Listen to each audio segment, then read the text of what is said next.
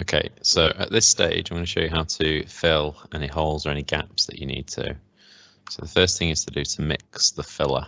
So if you've got some, it's a multi-purpose filler, so it's for wood and quite a few other different materials. So you just pour a small amount into a container. And you're better off putting slightly less. Well, try and get exactly the right amount, but slightly less so you don't waste any. And then you can always add a bit more to it afterwards. And you add a very small amount of water. And obviously you mix it depending on what it says on the back. I tend to find that if you just put a little bit of water in, and later on if you need to add a little bit more, you can obviously put a bit more in afterwards until you get the mix right. It should be kind of like a slightly thicker toothpaste type of consistency, ready for putting into any of the gaps. And what I'm using is a scrap piece of wood with a straight edge. I put a section, I put an amount of filler on the piece of wood, and then I scrape it into the gaps. So you push it into the gaps first, then you scrape off the excess. So any of the bits that are left after it's been pushed into the gaps. So you just go around all the sections where there is any type of little gaps or anything, and then you scrape off the excess, so that if you leave too much on it, then you've got more to file back and sand back later. So it's easier just to scrape off as much as you can at this stage to save you time later on. Okay, I'll just fast forward on a little bit. So go around all the sides. The screws should be countersunk, so you should be able to add filler to the screws to hide the screws as well. And any little sections where little bits of wood's chipped off, so you can fill those as well, so that when you come to paint you won't notice that. So go around and just fill all the little gaps that you want to.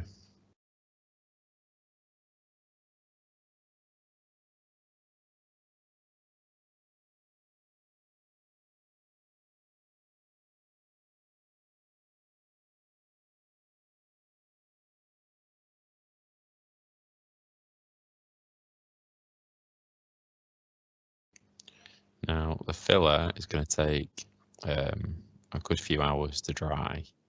So to speed up the process, you can use a dryer to speed it up so that it doesn't take as long to dry, and it means that you don't have to wait until the next time before you can work on the product. When it's dry, it turns, if you rub your finger on it, it turns like a powdery substance. So you should then know whether it's ready to work on. You will find that the front layer of the filler will be dry, but then obviously, you know, underneath it will probably still be quite soft. But as long as the front layer is dry enough, then you should be able to sand it down. And obviously the rest of it can just continue to dry throughout the hours until it's all solid.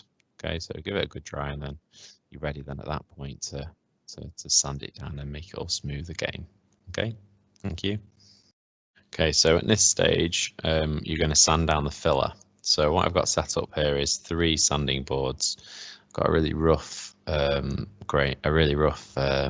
sandpaper, which is probably about 50 or maybe slightly higher. So the lower the number that's written on the sandpaper, the rougher it is. So that makes the grit, the grit chunks that are on the sandpaper will be bigger. So there will be less of them because they're bigger. So that's why it's a lower number. So you've got around about a 50 grit here. I've probably got about 100 grit, maybe a bit more, maybe 150 grit for a medium, and maybe a 200 grit sandpaper, which will be a lot finer and will smooth it down a lot more. So what I'm going to do is I'm going to sand off the filler and just smooth down the box. And you can see the grain of the wood, generally speaking, in the situation is running back and forth. So I try and sand along the grain as much as possible. Just back and forth. Now this is quite a nice way of doing it. If you've got the board there, you can just hold it down firmly and then just sand across. The other options are obviously you can use a belt sander or a disc sander that can help you, or an electric hand sander, or just generally a piece of sandpaper, and then run it across the top. But I found the sanding boards quite useful. So you work your way from rough, medium to smooth, and then just rotate it until hopefully you've got a smooth enough finish, and then it should remove all the filler off it. ready for them painting, ready for then painting afterwards. Okay, so just keep checking it to make sure it's smooth enough and then you're happy with. And now any little bits that you couldn't get with the flat, just take a piece of sandpaper and then you can just go over that with your hand just to smooth that out.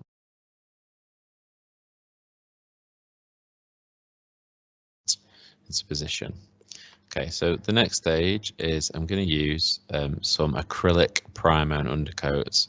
Now I've chosen the acrylic because actually water-based, which means that you can clean it easier with water rather than having to use spirits or anything. But it is actually really good quality undercoat to apply.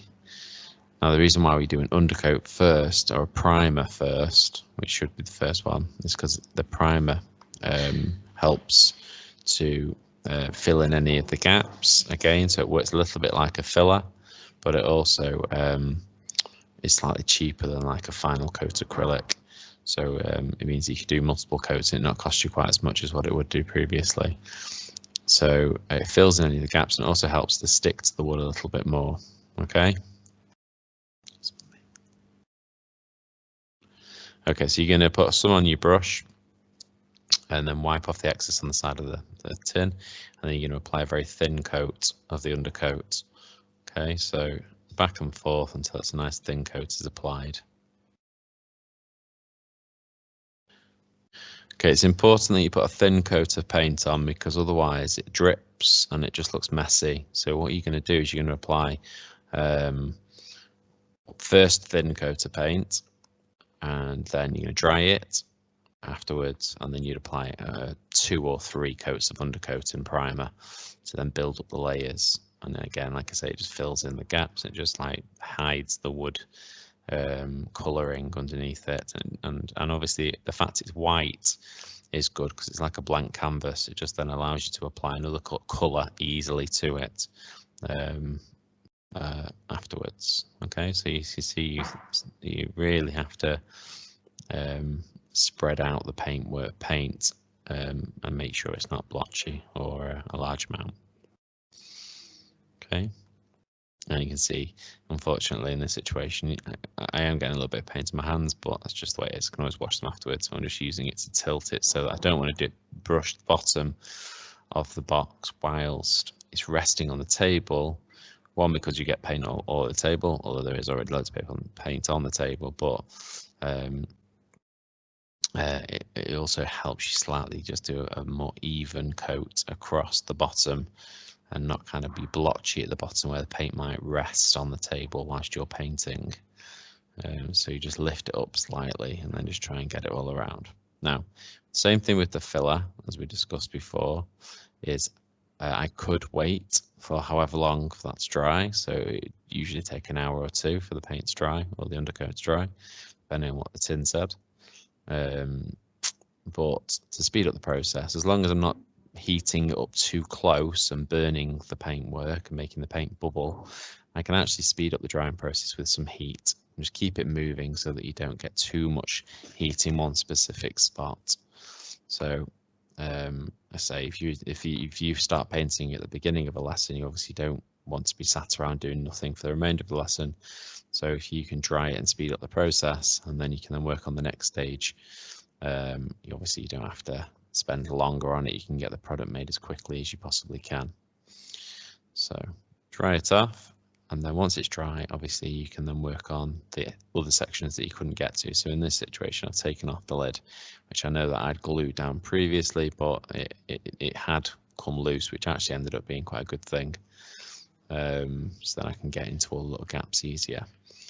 So I'm actually doing the underside of the lid just to make it look more professional. You're not going to necessarily see it very often, but if somebody does look underneath, it will look better if it's painted. And obviously the sections there, which you will see when you open the lid.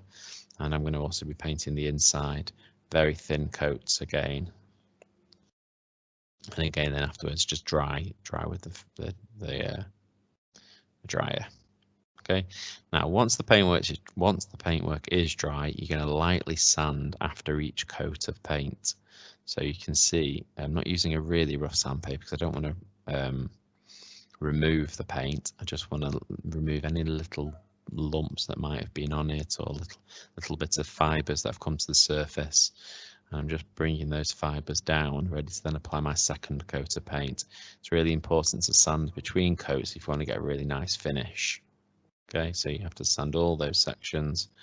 When you've done that, you can then apply a second coat of paint.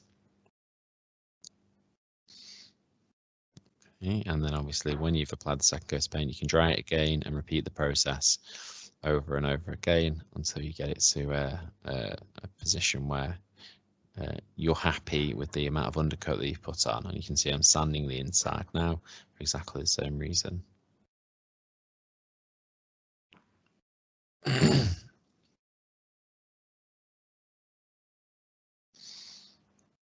Okay, so you're looking at 2 coats of undercoat and primer should be enough for this. I wouldn't tend to do much more than that, ready for then my final coat. And again, I sand down after my final coat of undercoat. Ready for the final finish. Okay, thank you.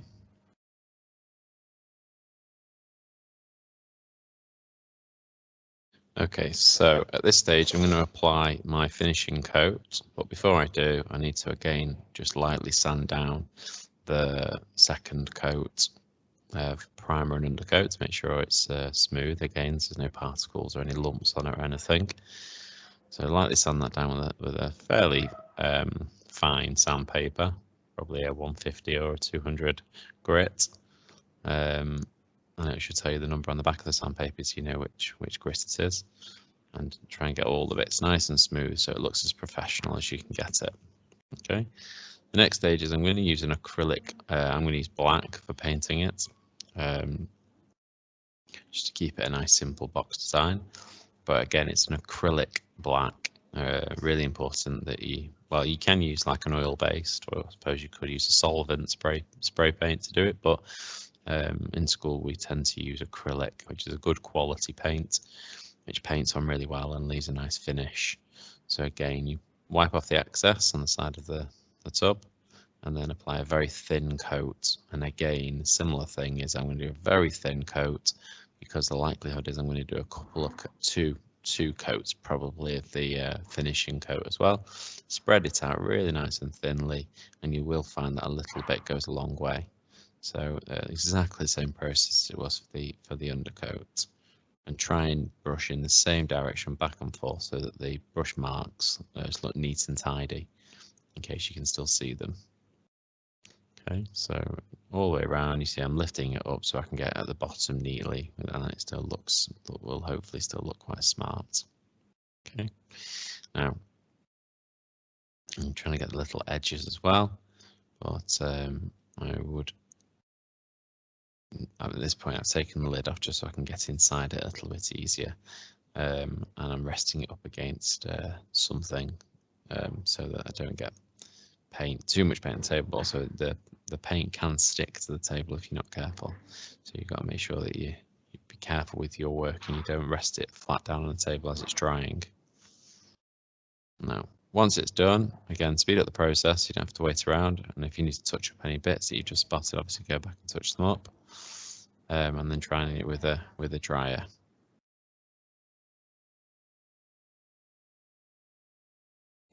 Now, when you've done this, the same thing will apply as before. Before you do your final coat, said you're going to do 2 coats, I will be lightly sanding down before I move then onto that final coat.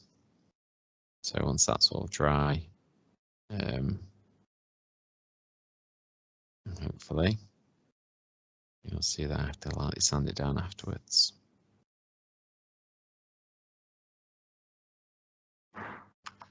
Okay, so about to, before I apply the second coat, like I said, I'm going to lightly sand it down to make sure there's no lumps or anything that will make it look messy. So try and make sure you get all the edges and make it look as neat as you possibly can.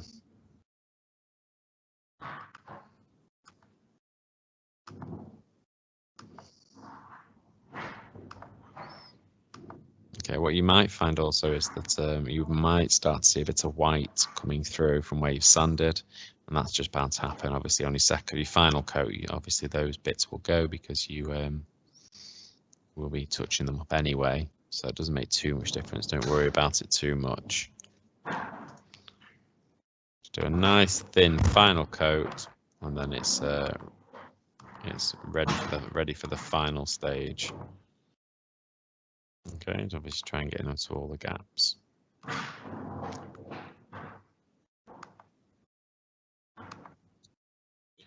Okay, and same thing applies at the end. If you can leave it over a lessons dry, then do so. If not, then just try it with a hairdryer to speed up or some form of dryer to try to speed up the process. Okay, so the final stage after you put your final coat of paint on is just to give it a nice finish and a bit of a slightly shinier finish, and just to clear off any last little bits of markings or anything, is I tend to use a little bit of wire wool just at the end of it, just to bring it down a little bit and just make it a smoother, really nice finish. So if you just rub some white wool over the surface and over any sections where you painted, fairly lightly, don't be too rough with it, as you don't want to take off any more coats of paint or anything to reveal any white. You just want to try and keep it as obviously as black as you can, but just a more even coat of paint. Okay, so I'll just repeat on all the different sides just to try and make it look neat. Okay. And when you have finished that, you are done. Just make sure you pushed it on, it's all nice and tidy, and then you can glue that back on if you want to, just try and make sure that that's nice and smart, but just try not to get any glue in any of the other gaps, otherwise it won't work.